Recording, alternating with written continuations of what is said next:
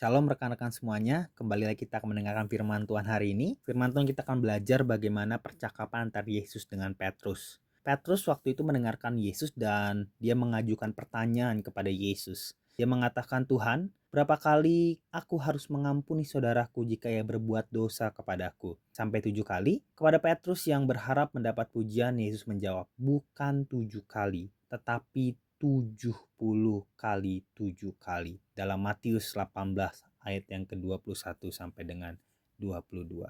Petrus menyebutkan 7 kali dengan harapan dipuji oleh Tuhan Yesus. Tapi Yesus mengatakan itu belum cukup. Mungkin Petrus merasa sangat tertekan. Bagaimana mungkin aku bisa mengampuni sebanyak itu? Bagaimana caranya? Dan ternyata itu pun tidak dipuji oleh Yesus. Tapi Yesus menjawab 70 kali 7. Artinya mengampuni terus menerus. Dengarkan ini dengan kesadaran bahwa sebenarnya itu di luar kemampuan manusia. Bagaimana manusia bisa melakukan itu? Jika pengampunan adalah keputusan pasif, maka kasih adalah tindakan yang aktif. Sekali lagi, catat baik-baik. Jika pengampunan adalah keputusan yang pasif, maka kasih adalah tindakan yang aktif. Mengampuni adalah sesuatu yang aku lakukan, tetapi kasih menuntut aku untuk bergerak dan bertindak. Pengampunan dan kasih memang mirip, tapi keduanya juga berbeda. Rasul Petrus atau Rasul Paulus bukanlah pribadi yang penuh kasih sejak awal. Ada potret dalam dirinya yang diwariskan turun-temurun yang dia hidupi. Jika melihat wajah daripada Paulus, wajahnya tirus, rambutnya agak botak dan ia sedikit tua. Dan Paulus tidak lahir di Israel, tetapi dia di luar daripada Israel atau luar negeri. Iya, dia lahir di kota besar dan dia lahir bukan di kota kecil. Ia menempuh pendidikan yang tinggi, dia fasih dalam berbagai macam bahasa, di antaranya bahasa Yunani maupun bahasa Ibrani. Karena pengaruh budaya Yunani, ia sangat cerdas dalam membedakan mana yang benar, mana yang salah. Tetapi sebelum bertemu Yesus, Paulus memutuskan untuk menangkap para pengikut Yesus dan berusaha untuk menganiaya mereka. Ia menyiksa mereka di Yerusalem agar mereka dapat menyangkal Yesus. Paulus rela membunuh, mengancam supaya para murid-murid Yesus menyangkal Yesus sebagai Tuhan dan Juru Selamat mereka.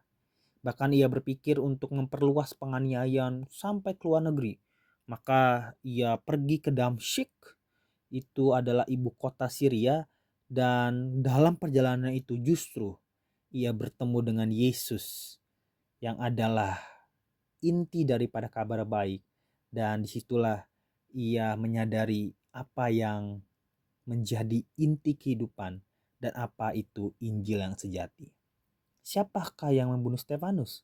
Dia akan pertama yang mati syahid di Alkitab. Jawabannya, Pauluslah pelakunya. Ia menunjukkan betapa keras dan jahatnya Paulus sebelum bertobat, pembunuh jemaat. Bahkan dalam Kisah Rasul pasal yang ke-7, kita melihat khotbah Stefanus. Paulus adalah orang yang memahami dan kemudian memberitakan khotbah itu. Kematian Stefanus tidak sia-sia. Apakah kepribadian Paulus berubah setelah bertemu Yesus? Tentu jawaban tidak sepenuhnya. Tentu ketika dia bertemu Yesus, ketika Paulus mencoba berangkat atau pergi ke Damsyik, sifat lamanya masih ada. Saat Paulus menjalani perjalanan misi dengan Barnabas, waktu itu mereka mengajak murid atau kemenakan Barnabas yang bernama Markus sebagai sekretaris atau penolong.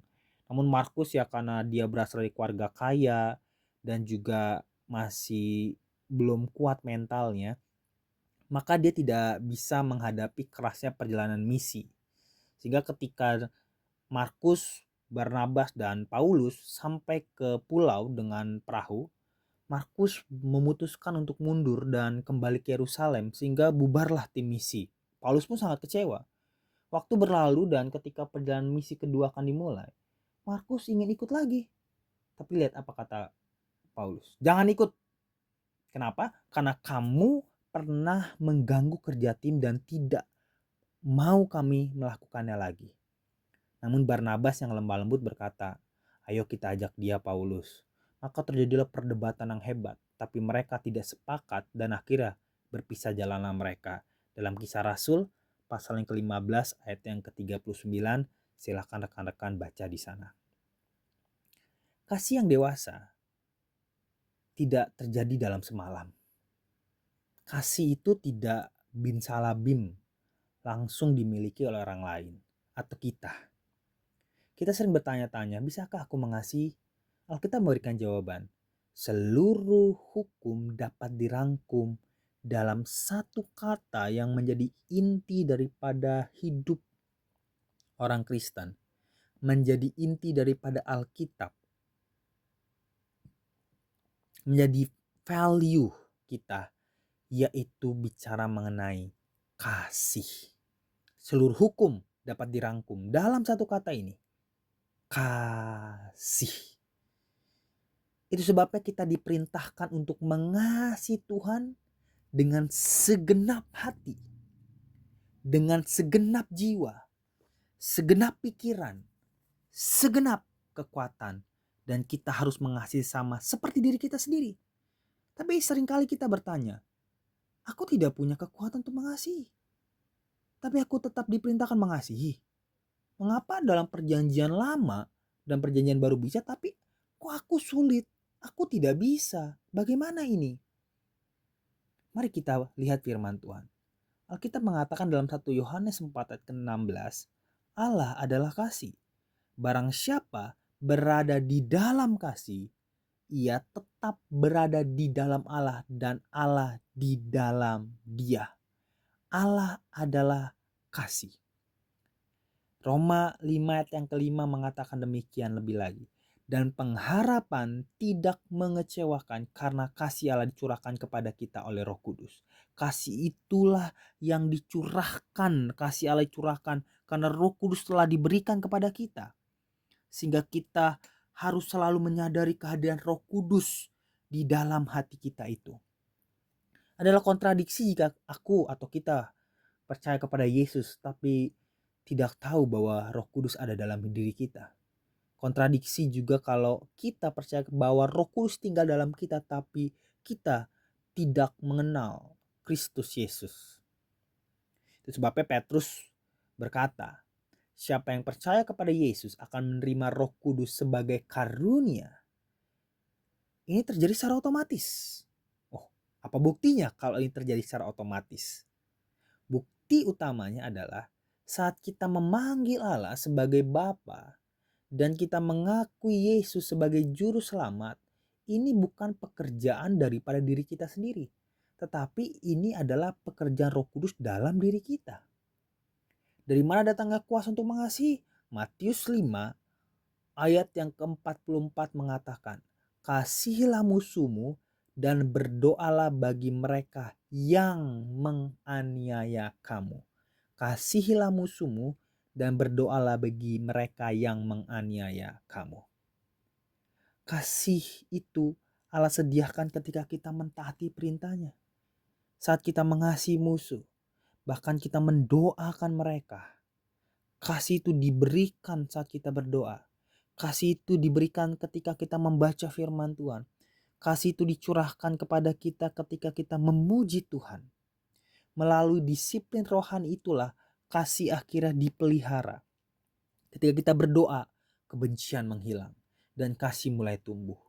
Hati yang penuh belas kasihan muncul. Yesus sendiri berkata, Bapa, ampunilah mereka, sebab mereka tidak tahu apa yang mereka perbuat. Kasih muncul ketika kita berdoa.